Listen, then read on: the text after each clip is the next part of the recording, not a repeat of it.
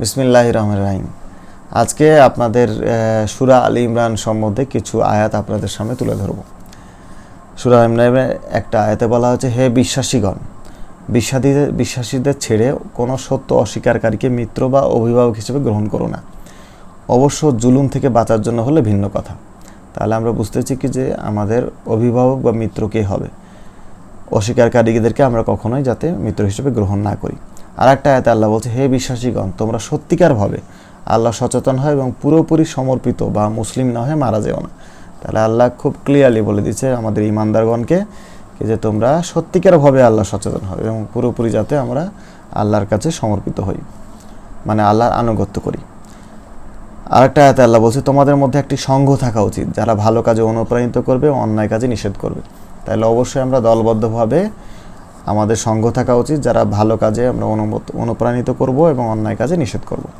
আল্লাহ আরেকটাতে বলছে, যারা স্পষ্ট বিধান পাবার পরেও মতভেদ করে বিচ্ছিন্ন হয় তাদের জন্য কঠিন আযাব। তাহলে আমরা যে একতা না থাকলে যে আল্লাহর আযাব আসবে সেটা কিন্তু অলরেডি এখানে স্পষ্ট। আল্লাহ আরেকটা আয়াতে বলছে, তোমরা চক্রবৃদ্ধ হারে সুদ খেও না, সুদ একেবারেই নিষিদ্ধ। আরেকটা আয়াতে আল্লাহ বলছে, তোমরা সর্বোত্তম জাতি, যাদের আনা হয়েছে মানব জাতির কল্যাণের জন্য। আমাদেরকে আনাই হয়েছে এই পৃথিবীতে মানব জাতির কল্যাণের জন্য। তোমরা ভালো কাজের আদেশ দিবে, খারাপ কাজে বাধা দিবে আর আল্লাহর উপর ঈমান রাখবে। তাহলে আমাদের দায়িত্ব কি? ভালো কাজে আদেশ দেওয়া, খারাপ কাজে বাধা দেওয়া এবং আল্লাহর উপর ঈমান রাখা। আল্লাহর একটা আয়াতে বলছে, তোমরা কখনো হতাশ হও না, দুঃখ করো না, সত্যিকার বিশ্বাসী হলে উত্থান নিশ্চিত। তাহলে আমরা যদি সত্যিকার বিশ্বাসী, আমাদের বিজয় অবশ্যই নিশ্চিত হবে, অতএব কখনোই হতাশ হওয়া যাবে না। আরও আল্লাহ বলছে, তোমরা কি মনে করো এমনি এমনি জান্নাতে যাবে? অথচ আল্লাহ এখনও পরীক্ষা করে দেখে নাই যে কারা আল্লাহর পথে সর্বাত্মক সংগ্রাম করতে এবং ধৈর্য ধারণ করতে প্রস্তুত। অতএব আমাদের কিন্তু পরীক্ষা হবেই, কখনোই এমনি এমনি জান্নাত কেউ পাবে না এবং সংগ্রাম এবং ধৈর্য আমাদের জন্য সর্বাত্মক করা লাগবে সব সময়। আল্লাহ আরও বলছে, যদি আল্লাহর পথে নিহত হও তবে লাভ করবে ক্ষমা ও দয়া, যা এই পৃথিবীর সকল সম্পদের চেয়ে উত্তম। অতএব আমাদের সবসময় আমরা এটুক মাথায় রাখবো, আল্লাহর পথে আমাদের নিহত হওয়ার মধ্যেই সব থেকে বেশি আমরা উত্তম সম্পদ লাভ করব। আল্লাহ সূরা আলী ইমরানের 103 নম্বর আয়াতে আল্লাহ বলছে, তোমরা সবাই মিলে আল্লাহর রজ্জুকে দৃঢ়তার সাথে আঁকড়ে ধরো এবং নিজেরা বিভক্ত হয়ে যেও না। তাহলে আমাদেরকে বলছে আল্লাহর রজ্জু মানে কোরআনকে খুবই শক্তভাবে আঁকড়ে ধরে রাখতে এবং নিজেরা বিভক্ত হওয়া যাবে না, মানে আমাদের ঐক্যের প্রতি আল্লাহ খুবই জোরালো, সবসময় জোরালোভাবে বলছে। অতএব আমরা যদি বিভক্ত হই তাহলে কিন্তু আমরা জাতি হিসেবে, মুসলিম জাতি হিসেবে পিছপা হয়ে যাব এবং আমরা কারোর সাথেই টিকতে পারবো না। আল্লাহ একটা আয়াতে বলছে, নিঃসন্দেহে আল্লাহর কাছে একমত ধর্ম হচ্ছে ইসলাম। অতএব আল্লাহ ইসলাম কিন্তু আমাদের মনোনীত করে দিয়েছে এই ধর্মটা। আর একটা আয়াতে আল্লাহ বলছে, হে নবী বলো, তোমরা যদি আল্লাহকে ভালোবাসো তবে আমার অনুসরণ করো। তাহলে আমরা যদি আল্লাহকে ভালোবাসি তাহলে রাসূল সাল্লাল্লাহু আলাইহি ওয়াসাল্লামের অনুসরণ করতে হবে। ওদের মধ্যে কিছু লোক কিতাব পাঠের সময় জিহ্বাকে এমনভাবে উলটপালট করে যাতে তোমরা মনে করো কিতাবের মূল অংশ পড়ছে, আসলে তা কিতাবের অংশ নয়। তাহলে আমরা বুঝলাম কি যে কিছু লোকজন কিন্তু এমনভাবে আরবি উলটপালট করে পড়বে, আরবি করে পড়বে, কিন্তু আসলে এটা মূল অংশ নয়, আমাদেরকে ভুল বোঝাবে।